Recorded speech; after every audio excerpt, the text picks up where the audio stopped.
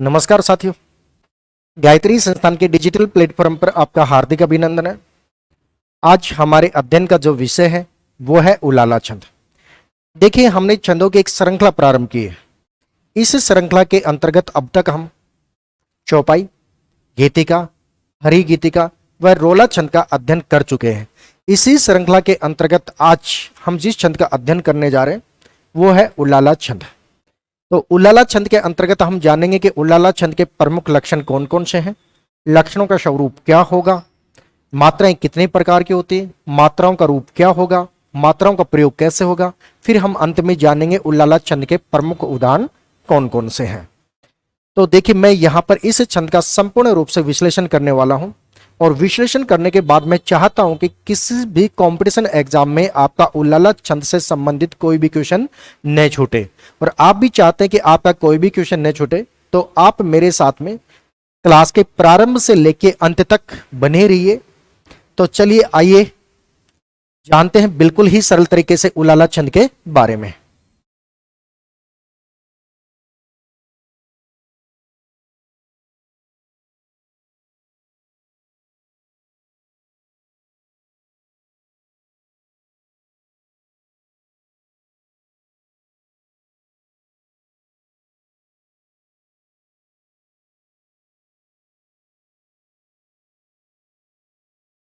देखिए इसके लक्षण।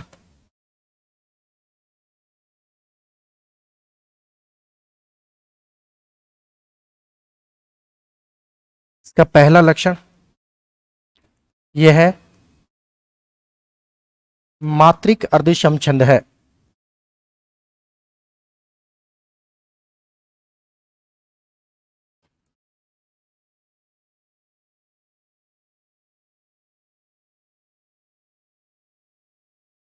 दूसरा लक्षण देखिए, यह है दो पंक्तियों का।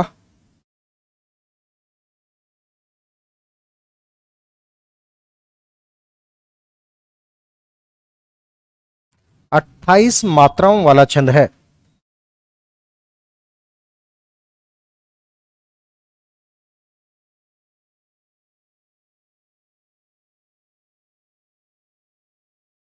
जिसका पहला व तीसरा चरण विषम तथा दूसरा व चौथा चरण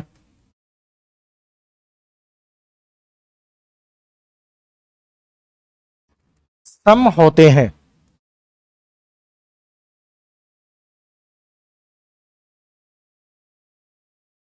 इसका तीसरा लक्षण देखिए,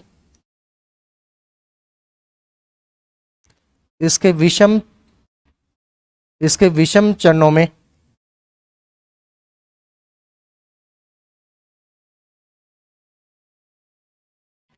15-15 मात्राएं तथा सम चरणों में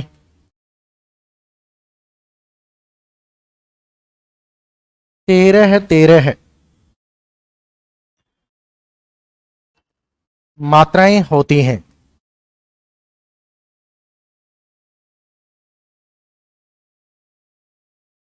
इसका चौथा लक्षण देखिए, इसके सम चरणों के अंत में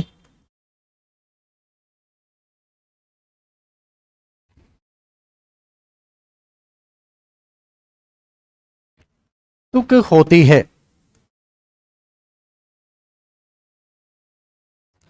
इसका पांचवा लक्षण, इसके सम चरणों के अंत में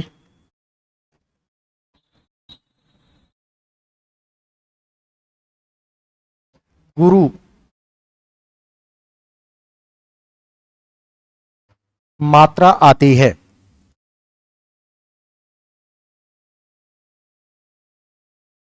इसका छठा लक्षण देखें, इसका सम चरण दोहे के विषम चरण के समान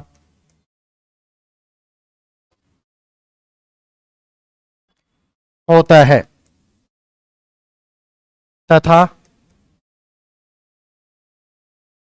तथा विषम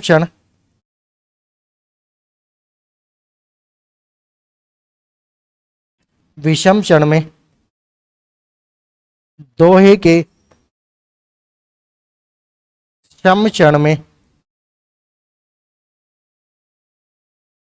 दो मात्राएं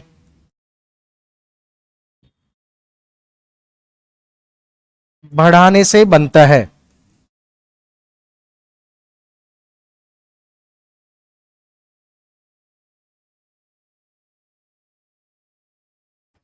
बनता है।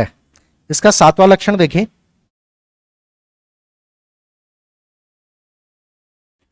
इसके दो रूप प्रचलित हैं।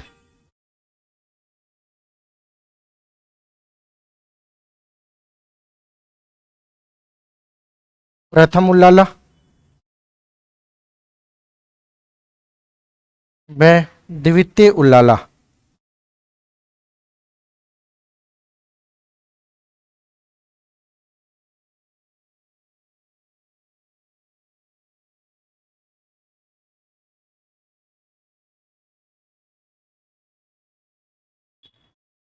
प्रथम उल्लाला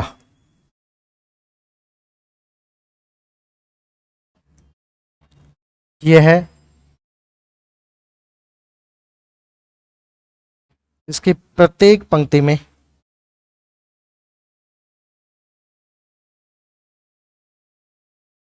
26 मात्राएं तथा 13 पर यति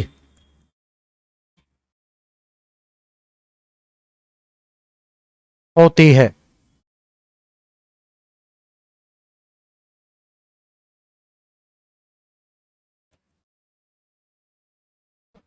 इसका द्वितीय चरण देखिए।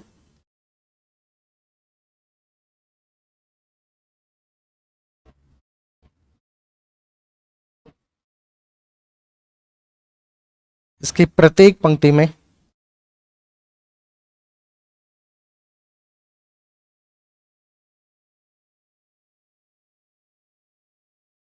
28 मात्राएं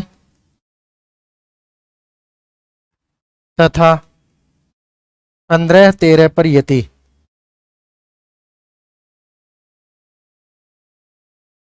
होती है। देखिए ये है उलाला छंद के प्रमुख लक्षण। इसके 7 प्रमुख लक्षण हैं। यह मात्रिक अर्धसम छंद है। यह 2 पंक्तियों का होता है और प्रत्येक पंक्ति में 28-28 मात्राएं होती हैं। इसके 4 चरण होते हैं। पहला चरण व तीसरा चरण विषम चरण कहलाते हैं। दूसरा व चौथा चरण सम चरण कहलाते हैं। इसके सम चरणों के अंत में तुक मिलती है। इसके सम चरणों के अंत में गुरु मात्रा आती है। इसकी तुलना दोहे छंद से भी की जाती है। इसका जो सम चरण है, सम चरण में 13 मात्राएं होती हैं। दोहे के विषम चरण में 13 मात्राएं होती हैं। तो इसका सम चरण और दोहे का विषम चरण समान है। अगर दोहे के विषम चरण में 2 मात्राएं बढ़ा दें तो उल्लाला का विषम चरण बन जाता है। इसके बाद में इसके 2 रूप मिलते हैं, प्रथम उल्लाला और द्वितीय उल्लाला। प्रथम उल्लाला है, उसके प्रत्येक पंक्ति में 26 मात्राएं होती हैं और 13-13 पर यति होती है। द्वितीय उल्लाला है, उसकी प्रत्येक पंक्ति में 28 मात्राएं होती हैं और 15-13 पर यति होती है। तो इस प्रकार से विद्वानों का मानना है कि प्रथम उल्लाला व द्वितीय उल्लाला को वो उल्लाला छंद के नाम से ही संबोधित करते हैं। तो देखिए अब इसको विस्तार से देखते हैं, एक बार इसको डिफाइन करते हैं। यह मात्रिक अर्ध सम छंद है। देखिए यह है मात्रिक अर्ध सम छंद है। पहले तो मात्रिक छंद देखें। देखिए छंद शास्त्र में छंदों का जो वर्गीकरण किया है वो 2 भागों में किया है, वैदिक छंद और लौकिक छंद। लौकिक छंदों का वर्गीकरण भी 2 भागों में किया गया है, मात्रिक छंद, वर्णिक छंद। जो मात्रिक छंद है इनमें मात्राओं की गणना होती है, जो वर्णिक छंद है इनमें वर्णों की गणना होती है। मात्रिक छंद है इनका वर्गीकरण भी 3 भागों में किया गया है, मात्रिक सम छंद, मात्रिक अर्ध सम छंद, मात्रिक विषम छंद। उसी प्रकार से वर्णिक सम छंद, वर्णिक विषम छंद, वर्णिक अर्ध सम छंद। तो इसी प्रकार से इनका जो विभाजन किया गया है वो 3-3 भागों में किया गया है। तो यह कैसा है, वर्णिक छंद होकर उल्लाला मात्रिक छंद है। और मात्रिक में भी कैसा है, अर्ध सम छंद है। अर्ध सम छंद कौन से होते हैं, जिस छंद के पहले और तीसरे तथा दूसरे व चौथे चरण में मात्राओं की संख्या समान होती है, वह मात्रिक समछंद कहलाता है। अर्थात पहले व तीसरे चरण में, दूसरे व चौथे चरण में जहां मात्राओं की संख्या समान होती है, वह मात्रिक समछंद कहलाता है। अब देखिए, यह तो हो चुका है इसका लक्षण नंबर 1। दूसरा लक्षण देखिए, यह 2 पंक्तियों का होता है। इसमें 2 पंक्तियां होती हैं और 2 पंक्तियों के अंतर्गत 4 चरण होते हैं और प्रत्येक पंक्ति में 28 मात्राएं होती हैं, जिसका पहला व तीसरा चरण विषम होता है। इसका पहला और तीसरा चरण है वो विषम कहलाता है, दूसरा व चौथा चरण सम होता है। अब देखिए इसका तीसरा लक्षण, इसके विषम चरणों में 15-15 मात्राएं होती हैं। इसके विषम चरणों में 15-15 मात्राएं होती हैं, अर्थात पहले व तीसरे चरण में मात्राओं की संख्या कितनी होगी, 15-15। देखिए एक बार इसको यहां पे कि इसकी ये 2 पंक्तियां होती हैं और प्रत्येक पंक्ति में 28-28 मात्राएं होती हैं और इसके 4 चरण होते हैं, पहला चरण, दूसरा चरण, तीसरा चरण और चौथा चरण। इसके 4 चरण होते हैं। पहले चरण के बाद में यति होती है, फिर दूसरा चरण होता है, फिर तीसरा चरण होता है, तीसरे चरण के बाद में यति होती है, फिर चौथा चरण आता है। तो इसके विषम चरणों में पहला और तीसरा चरण कैसे हैं, विषम चरण है, विषम चरण। दूसरा और चौथा चरण सम चरण है, सम चरण है। तो इसके विषम चरणों में 15-15 मात्राएं, अर्थात पहले चरण में भी 15 मात्राएं, तीसरे चरण में भी 15 मात्राएं, तथा सम चरणों में 13-13 मात्राएं होती हैं। ये सम चरण, दूसरा सम चरण 13 मात्राएं, चौथा सम चरण है 13 मात्राएं होती हैं। तो ये हुआ इसका लक्षण नंबर 3। अब देखिए इसका लक्षण नंबर 4, इसके सम चरणों के अंत में तुक होती है। सम चरणों के अंत में तुक होती है। पहले तो देखिए तुक क्या होती है, छंद शास्त्र में तुक क्या होती है, प्रत्येक चरण के अंत में स्वर व्यंजन की समानता ही तुक कहलाती है, समानता ही तुक कहलाती है। तो देखिए यहां पर इसमें जो तुक मिलती है केवल सम चरणों में ही मिलती है, अर्थात जो विषम चरण है पहला और तीसरा, इसमें आपको तुक नहीं मिलेगी। जो तुक मिलेगी वो इन दोनों में आपको मिलेगी। तुक जो मिलेगी दूसरे और चौथे चरण में तुक देखने को मिलते। इसके बाद में देखिए ये हुआ इसका लक्षण नंबर 4। 5वां देखिए, इसके सम चरणों के अंत में गुरु मात्रा होती है। ये सम चरण है, सम चरण दूसरा है, चौथा। तो इसके अंत में जब ये समाप्त होने वाला होता है तो इसके अंत में गुरु मात्रा होती है और गुरु मात्रा होती है। इसके सम चरण दोहे के विषम चरण के समान होता है। देखिए इसका जो सम चरण है, सम चरण का मतलब दूसरा चरण है और चौथा चरण है, इनकी समानता दोहे छंद से की जाती है, क्योंकि दोहा छंद भी कैसा है, मात्रिक अर्ध सम छंद है। उसके भी 4 चरण होते हैं, वही 2 पंक्तियां होती हैं, उसमें प्रत्येक पंक्ति में 24 मात्राएं होती हैं, 13 और 11 पर यति होती है। तो उसका जो पहला और तीसरा चरण होता है उसमें 13 मात्राएं होती हैं, इसका दूसरा और चौथे चरण में 13 मात्राएं होती हैं। तो इसके सम चरणों के अंत में इसका सम चरण दोहे के विषम चरण के समान होता है, तथा विषम चरण, इसका जो विषम चरण होता है वो दोहे के विषम चरणों में, वह दोहे के विषम चरणों में 2 मात्राएं बढ़ाने से बनता है। अर्थात इसका जो विषम चरण है, अगर हम दोहे छंद के विषम चरणों में 2 मात्राएं बढ़ाते हैं, जैसे दोहे का जो विषम छंद है, जो विषम चरण है, दोहे का जो विषम चरण है, विषम चरण में 13-13 मात्राएं होती हैं। उन 13 मात्राओं के अंतर्गत अगर हम 2 मात्राएं बढ़ा दें तो मात्राओं की संख्या होती है 15। तो यहां पर इसके जो विषम चरण है पहला और तीसरा, तो वहां पर मात्राओं की संख्या कितनी हो जाएगी, 15 मात्राएं हो जाएंगी। इसका लक्षण हुआ 6।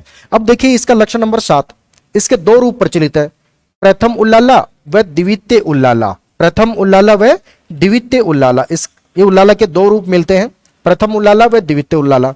विद्वान इन्हें उल्लाला छंद के नाम से ही संबोधित करते हैं। जो पहला उल्लाला होता है, इसमें प्रत्येक पंक्ति में 26 मात्राएं होती है, 13-13 पर यति होती है। अर्थात इसके जो 4 चरण है, प्रत्येक चरण में 13-13 पर यति होगी, प्रत्येक चरण में 13-13 मात्राएं मिलेंगी। उसी प्रकार से जो द्वितीय उल्लाला है उसके प्रत्येक चरण में 28 मात्राएं होती है, 15-13 पर यति होती है। जो उल्लाला छंद है मुख्यतः वही द्वितीय उल्लाला छंद है, परंतु कतिपय विद्वान इन दोनों को उल्लाला छंद के नाम से ही संबोधित करते हैं। तो ये हुए उल्लाला छंद के प्रमुख लक्षण। देखिए यहां पर जो विराम है यति, और इसमें 15 और 13 पर तथा सम चरणों में 13 मात्राओं पर 13 मात्राएं होती हैं। इसके विषम चरणों में 15 मात्राएं तथा सम चरणों में 13 मात्राएं होती हैं। अर्थात इसके जो यति होती है 15 और 13 पर यति होती है। यति का शाब्दिक अर्थ होता है ठहराव। जब हम किसी छंद का वाचन करते हैं तो वाचन करते समय प्रत्येक चरण के अंत में जो विराम आता है वही यति कहलाती है। तो ये हुए इसके प्रमुख लक्षण। तो अब जानते हैं कि छंदों में मात्राओं का रूप कैसा होता है, क्योंकि जब तक मात्राओं के बारे में जानकारी प्राप्त नहीं करेंगे तब तक छंद के उदाहरणों को हल नहीं कर पाएंगे। तो देखिए मात्राओं का रूप कैसे होता है, मात्राएं कितने प्रकार की होती हैं।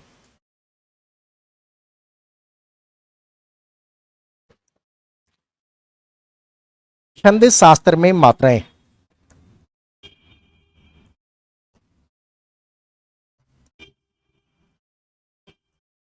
देखिए मात्राएं दो प्रकार की होती हैं,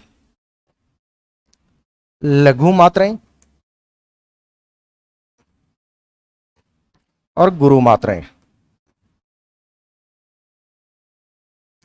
जो लघु मात्राएं होती हैं इनकी संख्या 4 होती है। देखिए कौन कौन सी लघु मात्राएं होती हैं। ए है, ई है, ऊ है और री, ये 4 लघु मात्राएं होती हैं। इनकी जो गणना होती है वो एक मात्रा के रूप में होती है। ये खड़ी पाई, खड़ी पाई अगर मैं दूसरे शब्दों में कहना चाहूं तो अंग्रेजी के कुछ आई जैसा, इनकी जो गणना होती है वो एक मात्रा के रूप में होती है। गणना एक मात्रा के रूप में।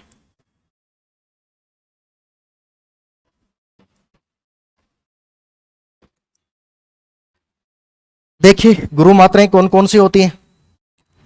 आ, ई, उ, ए, आई, ओ, औ, अंग, ए है।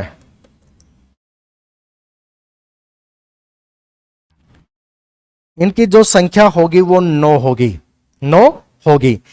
इनकी जो गणना होती है वो गुरु मात्रा के रूप में होती है। इनके ऊपर हम सर्पिल का प्रयोग करते हैं। ये सर्पिल का, अगर दूसरे शब्दों में मैं कहना चाहूं तो कुछ अंग्रेजी के एस जैसा।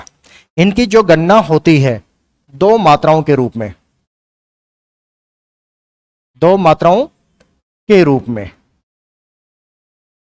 देखिए यहां पर अंग और ए है, हिंदी वर्णमाला के अंतर्गत अयोगवा वर्ण है।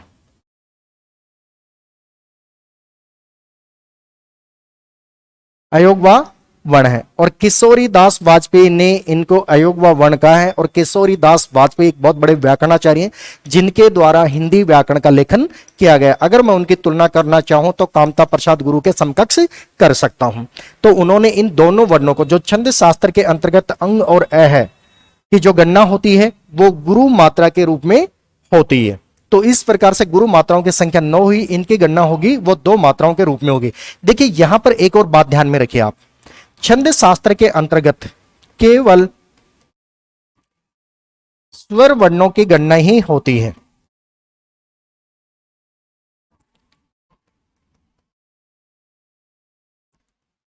होती है,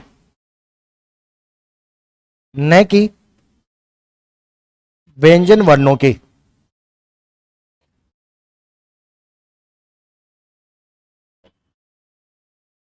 तो ये बात हमें ध्यान में रखनी है कि यहां पर केवल हम स्वर वर्णों की ही गणना करेंगे, न कि व्यंजन वर्णों की गणना करेंगे। तो ये मात्राएं थी, और मात्राएं 2 प्रकार की होती है, लघु मात्राएं और गुरु मात्राएं। इन मात्राओं का प्रयोग छंद शास्त्र के अंतर्गत कैसे होता है, उदाहरणों में इन मात्राओं का प्रयोग कैसे होगा। तो चलिए अब हम बढ़ते हैं आगे, और अब आगे बढ़ते हैं तो हम उलाला छंद का एक उदाहरण लेते हैं और उदाहरण के माध्यम से देखेंगे कि उसमें मात्राओं का प्रयोग कैसे होता है।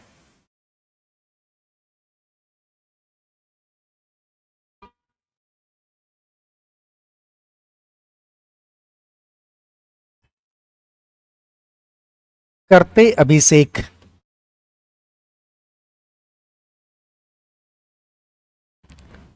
पयोद है, बलिहारी इस वेश की।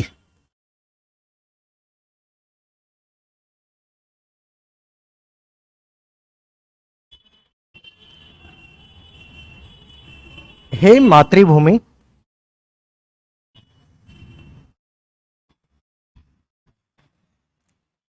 तू सत्य ही सगुण मूर्ति सर्वेश की।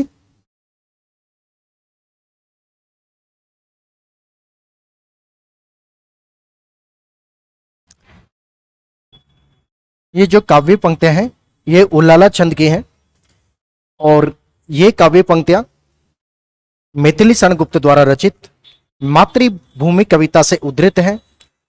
करते अभिषेक पयोद है बलिहारी इस वेश की, हे मातृभूमि तू सत्य ही सगुण मूर्ति सर्वेश की। तो देखिए इसमें मात्राओं का प्रयोग कैसे होगा।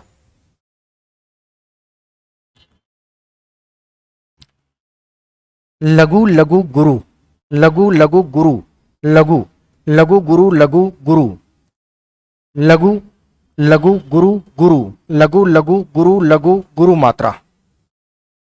देखिए दूसरी पंक्ति में यहां से यहां तक मात्राओं की गणना कीजिए।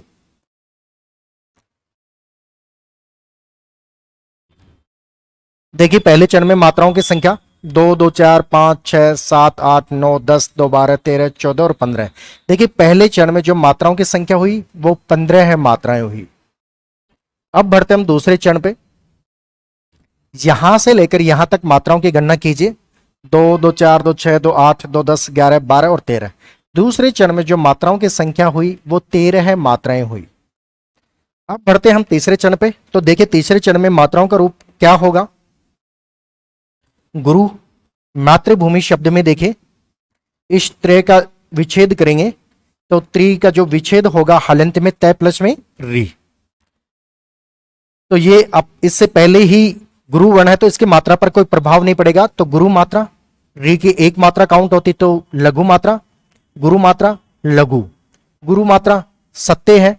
सत्य शब्द में ये हलंत तय अपने से पहले वाले लघु वर्ण को गुरु रूप में परिवर्तित कर देगा तो गुरु मात्रा लघु, गुरु लघु लघु लघु। मूर्ति शब्द में देखिए हलंत तय, हलंत तय से पहले गुरु वर्ण है तो इसकी मात्रा पर कोई प्रभाव नहीं पड़ेगा तो इसकी मात्रा का जो रूप होगा गुरु मात्रा लघु। सर्वेश हलंत रह अपने से पहले वाले लघु वर्ण को दीर्घ वर्ण में परिवर्तित कर देगा तो गुरु मात्रा लघु और गुरु मात्रा। गणना कीजिए यहां से यहां तक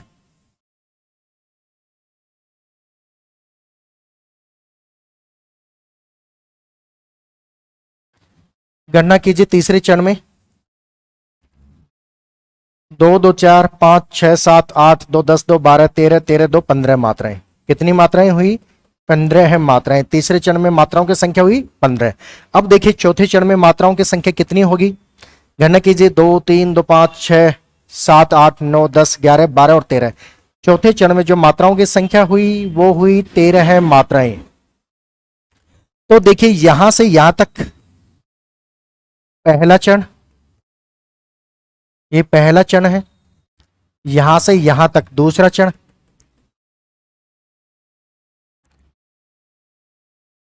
ये आपका तीसरा चरण,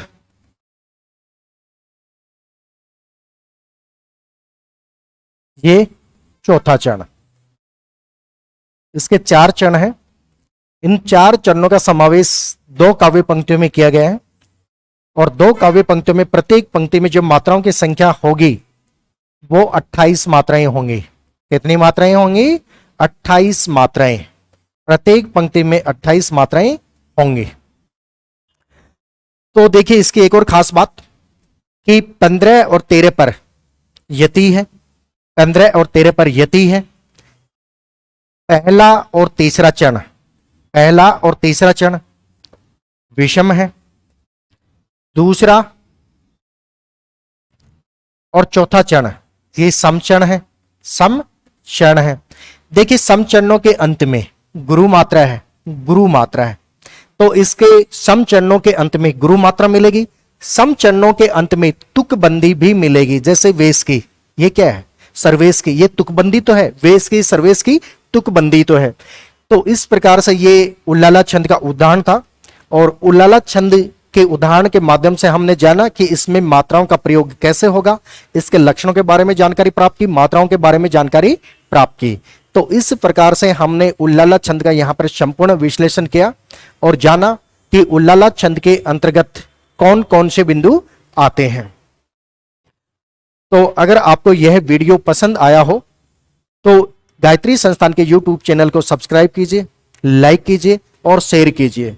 तो चलिए मिलते हैं अब अगली क्लास में एक नए टॉपिक के साथ में।